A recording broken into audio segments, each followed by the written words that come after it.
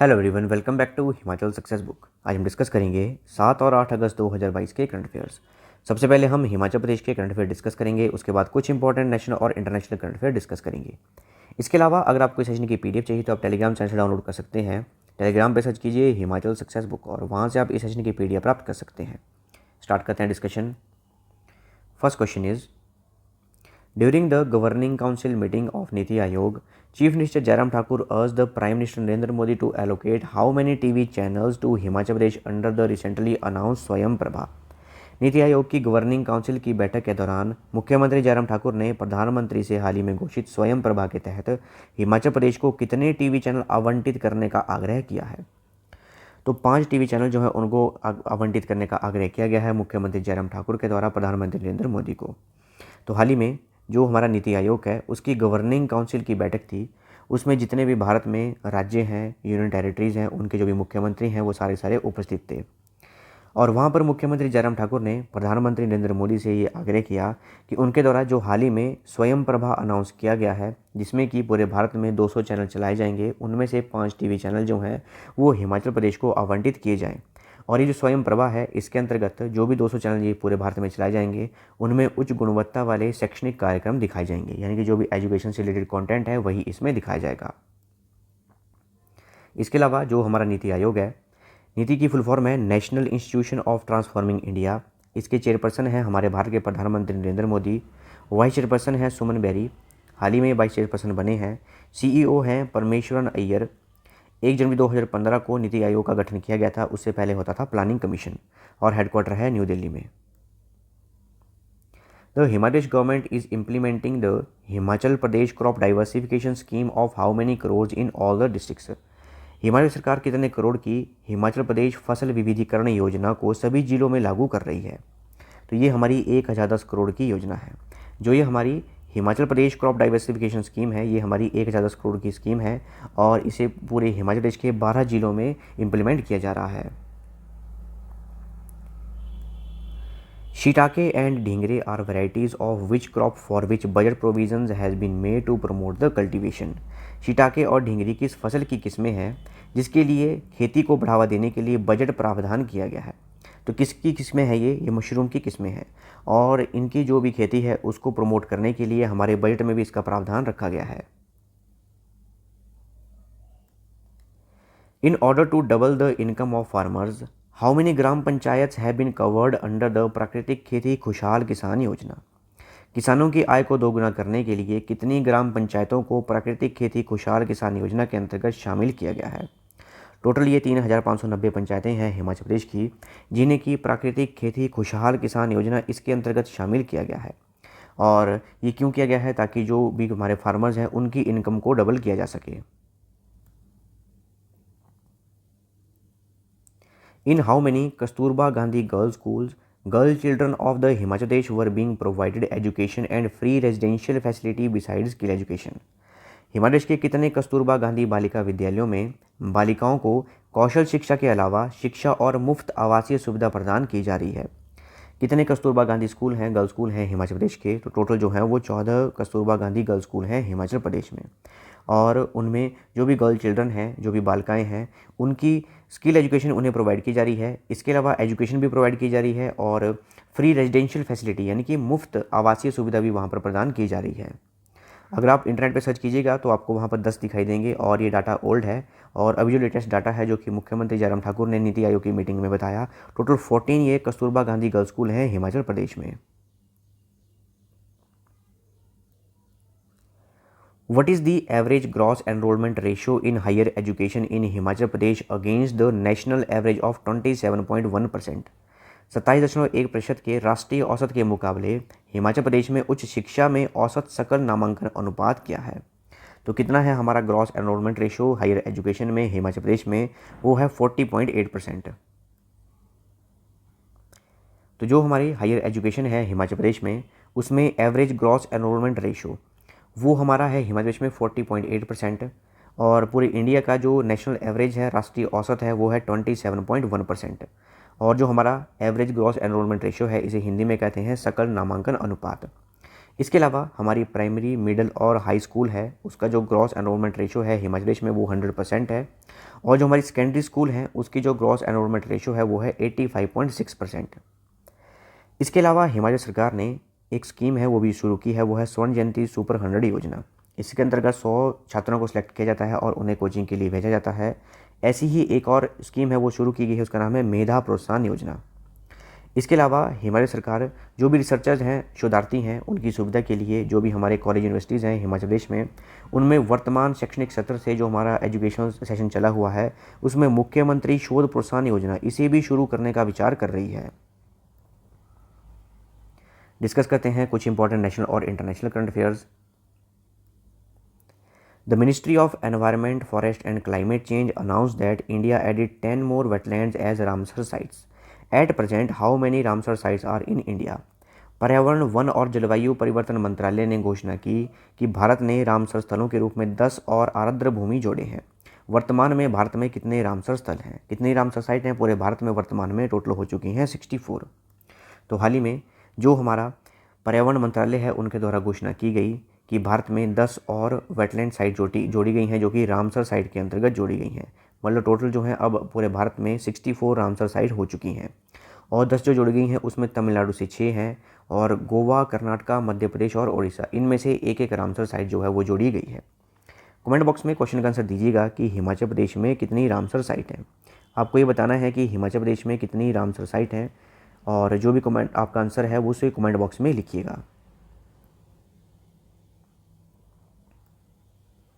The Data Protection Bill 2021 has been withdrawn from the Lok Sabha by Union Minister Ashwani Vaishnav after 4 years of deliberations.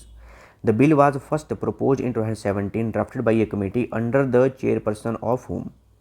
केंद्रीय मंत्री अश्वनी वैष्णव ने 4 साल के विचार विमर्श के बाद लोकसभा से डाटा संरक्षण विधेयक 2021 को वापस ले लिया है। बिल 2017 में पहली बार किसके अध्यक्षता के तहत एक समिति द्वारा तैयार किया गया था?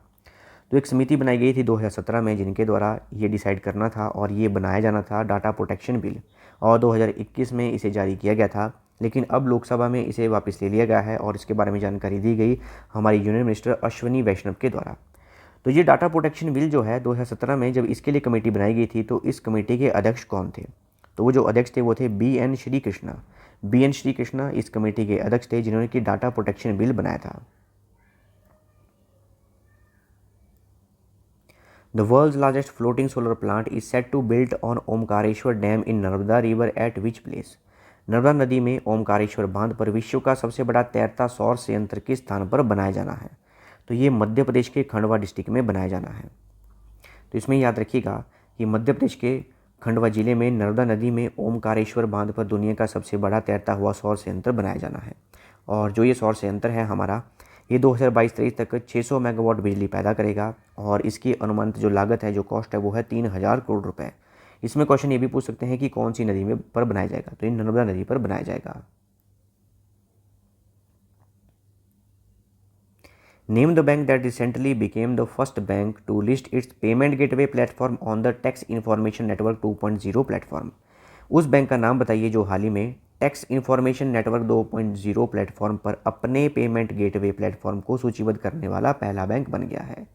तो कौन सा बैंक है ये फेडरल बैंक है, और जो टैक्स इन्फॉर्मेशन नेटवर्क 2.0 प्लेटफॉर्म है उस पर अपने पेमेंट गेटवे प्लेटफॉर्म को ये लिस्ट करने वाला पहला बैंक बन चुका है।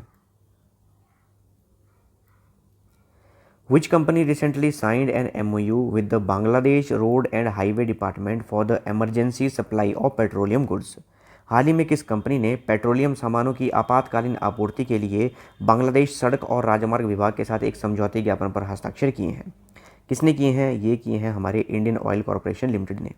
इंडियन ऑयल कॉरपोरेशन लिमिटेड और Bangladesh road and highway department, इनके द्वारा जो भी पेट्रोलियम गुड्स है, पेट्रोल का सामान है, उसकी इमरजेंसी सप्लाई के लिए एक MOU साइन किया गया है।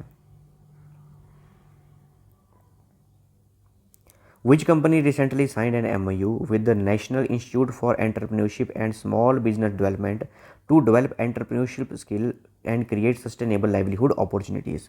किस कंपनी ने हाल ही में राष्ट्रीय उद्यमिता और लघु व्यवसाय विकास संस्थान के साथ एक उद्यमिता कौशल विकसित करने और सतत आजीविका के अवसर पैदा करने के लिए एक समझौते ज्ञापन पर हस्ताक्षर किए हैं? किसने किए हैं? ये किए हैं हिंदुस्तान यूनिलीवर लिमिटेड ने।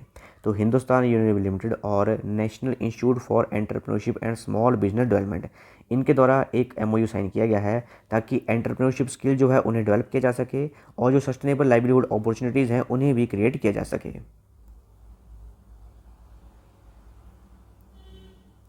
Which ministry recently signed an MOU with the Ministry of Tourism and National Small Industries Corporation for sharing उद्यम डाटा? हाल ही में किस मंत्रालय ने उद्यम डेटा साझा करने के लिए पर्यटन मंत्रालय और राष्ट्रीय लघु उद्योग निगम के साथ एक समझौते ज्ञापन पर हस्ताक्षर किए हैं? ये किए हैं मिनिस्ट्री ऑफ MSME ने। जो हमारी MSME मिनिस्ट्री है और मिनिस्ट्री ऑफ टूरिज्म है, उन्होंने नेशनल स्मॉल इंडस्ट्रीज कॉरपोरेशन इनके साथ एक MOU साइन किया है ताकि जो उद्यम डाटा है उसे शेयर किया जा सके। Which country's radio technical systems signed a deal with Airport Authority of India to supply radio equipment for 24 airports in India?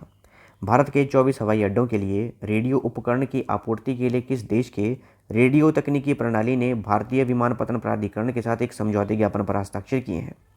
तो रशिया की है रेडियो टेक्निकल सिस्टम। उन्होंने भारत की एयरपोर्ट अथॉरिटी ऑफ इंडिया के साथ एक MOU साइन किया है ताकि जो 24 एयरपोर्ट सेलेक्ट किए गए हैं हमारे इंडिया में, उनके लिए रेडियो इक्विपमेंट सप्लाई किए जा सकें।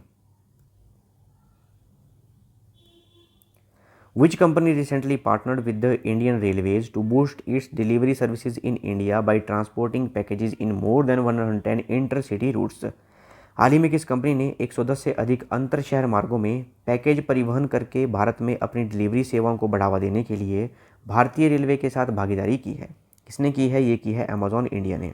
अमेजॉन इंडिया ने एक पार्टनरशिप की है इंडियन रेलवे के साथ ताकि 110 से अधिक जो भी इंटरसिटी रूट हैं वहाँ पर रेलवेज के थ्रू वो अपना सामान सप्लाई कर सकें। The largest pink diamond in 300 years named Lulu Rose has been found in which country? 300 वर्षों में लुलो रोज नाम का सबसे बड़ा गुलाबी हीरा किस देश में पाया गया है? ये पाया गया है अंगोला में। तो हाल ही में अंगोला में एक जगह है लुकापा, वहाँ पर एक खदान है जिसे बोलते हैं लुलो खदान। वहाँ पर लुलो रोज नाम का एक दुर्लभ 170 कैरेट का गुलाबी हीरा है, उसे खोजा गया है। इसका जो वेट है वो है 34 ग्राम। इसके अलावा बात करें अंगोला की, अगर मैप में देखें यहाँ पर है हमारा प्यारा भारत और यहाँ पर है अंगोला। अंगोला जो है एक अफ्रीकन नेशन है और इसकी कैपिटल जो है वो है लुआंदा और करेंसी है Angolan kwanza. Name the personality who recently won the Mrs India World title 2022-23। उस व्यक्तित्व का नाम बताइए जिसने हाल ही में मिसेज इंडिया वर्ल्ड का खिताब 2022-23 जीता है। ये जीता है सरगम कौशल ने। सरगम कौशल जम्मू कश्मीर की रहने वाली हैं और मिसेज इंडिया वर्ल्ड टाइटल 2022-23 इन्होंने जीता है। To which planet did NASA launch 2 more mini helicopters to recover Martian rocks and soil samples to bring them to Earth? किस ग्रह की चट्टानों और मिट्टी के नमूनों को पृथ्वी पर लाने के लिए नासा ने 2 और मिनी हेलीकॉप्टर लॉन्च किए हैं?